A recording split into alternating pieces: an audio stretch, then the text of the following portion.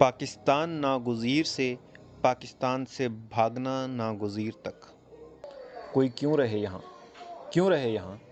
इसलिए कि ताकतवर जब चाहें माल दौलत इज़्ज़त लूट लें, जब चाहें बुनियादी हकूक़ सल्ब कर दें, जब चाहें किसी की इज़्ज़त नफ्स को मजरूह कर दें, मार पीट कर अपनी बड़ी गाड़ियों की ड्राइविंग और हेडलाइट और हॉर्न के बेहुदा इस्तेमाल से सड़कों को ब्लॉक करके मेरिट का कत्ल करके, जब कोई चाहे कौम के वसीतर मुफाद में किसी की भी आज़ादी सल्ब कर ले और उसके घर वालों को इंतज़ार और अज़ियत की सूली पर बाकी तमाम उम्र लटका दें, और कोई एक इदारा, इस वतन अज़ीज़ का कोई एक इदारा भी उसको इंसाफ ना दिला सके, क्यों रहे कोई यहाँ? क्यों रहे?